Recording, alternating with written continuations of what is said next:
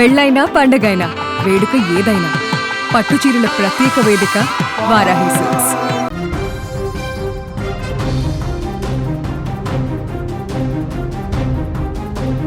AP Telangana వాసులకు big alert ఇది. గత కొన్ని రోజులుగా మనం చూస్తున్నాం, తెలుగు రాష్ట్రాలలో వాతావరణం పూర్తిగా మారిపోయింది. ఎక్కడ చూసినా చల్లటి ఈదురుగాలులు, దట్టమైన మేఘాలు, ఎడతెరిపి లేకుండా కురుస్తున్న వర్షాలతో వాతావరణం రమణీయంగా మారింది. అయితే వర్షాల జోరు ఇక్కడితో ఆగేలా లేదు. ఈరోజు ఆంధ్రప్రదేశ్ మరియు తెలంగాణలోని పలు జిల్లాలలో ఉరుములు మెరుపులతో కూడిన భారీ వర్షాలు కురిసే అవకాశం ఉందని వాతావరణ శాఖ హెచ్చరిస్తుంది. మరి ఏ జిల్లాలపైన ఎక్కువ ప్రభావం ఉంటుంది, గోదావరి వరద పరిస్థితి ఎలా ఉంది, పూర్తి వివరాలను ఒకసారి చూసే ప్రయత్నం చేద్దాం. ముందుగా ఆంధ్రప్రదేశ్ విషయానికి వస్తే ఏపీ మరియు యానాం ప్రాంతాలలో దిగువ ట్రోపో ఆవరణంలో నైరుతి దిశగా గాలులు వీస్తున్నట్లు రాష్ట్ర విపత్తుల నిర్వహణ సంస్థ ఎండి ప్రఖర్ జైన్ వెల్లడించారు. దీని ప్రభావంతో రాష్ట్రంలోని పలు ప్రాంతాలలో వర్షాలు పడుతున్నాయి.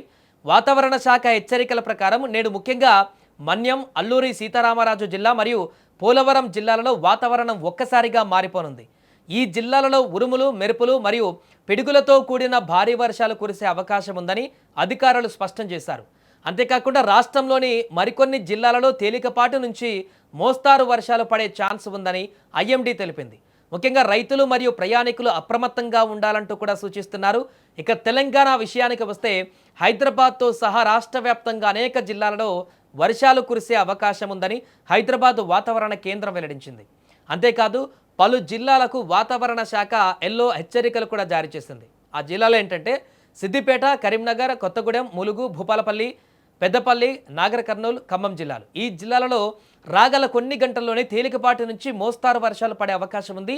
లోతట్టు ప్రాంతాల ప్రజలు మరియు వాహనదారులు తగు జాగ్రత్తలు తీసుకోవాలంటూ అధికారులు హెచ్చరిస్తున్నారు. మరోవైపు తెలుగు రాష్ట్రాలలో ఎగువ నుంచి వస్తున్న వరద ఉధృతిపైన ఒక ఊరటనిచ్చేటువంటి వార్త కనిపిస్తుంది.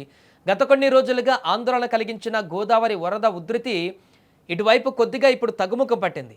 దీంతో ధవళేశ్వరం వద్ద ఇంతకుముందు జారీ చేసిన రెండవ ప్రమాద హెచ్చరికను కూడా అధికారులు విజయవంతంగా ఉపసంహరించుకున్నారు. ప్రస్తుతం గోదావరి నదికి ధవళేశ్వరం వద్ద కేవలం మొదటి ప్రమాద హెచ్చరిక మాత్రమే కొనసాగుతుంది. అయితే లంక గ్రామాలలో ఇంకా వరద నీరు పూర్తిగా తగ్గకపోవడంతో ఆ ప్రాంత ప్రజలు వరద నీరు పూర్తిగా వెనక్కి వెళ్లే వరకు సురక్షిత ప్రాంతాలలోకే ఉండాలంటూ కూడా తగిన జాగ్రత్తలు తీసుకోవాలంటూ కూడా యంత్రాంగం గట్టిగా కోరుతుంది. మొత్తానికి చూస్తే నదులకు వరద ఉధృతి కొంత తగ్గినప్పటికీ వాతావరణ శాఖ హెచ్చరికల ప్రకారం ఏపీ, తెలంగాణలో నేడు ఈదురుగాలులతో కూడిన వర్షాలు పడే అవకాశం ఉంది. ముఖ్యంగా రైతులు వర్షాలు, పిడుగులు పడే సమయంలో ఎట్టి పరిస్థితుల్లోనూ చెట్ల కిందకు వెళ్ళవద్దు, పొలాల్లో పనిచేసేటప్పుడు తగిన జాగ్రత్తలు తీసుకోవాలంటూ కూడా చెప్తున్నారు.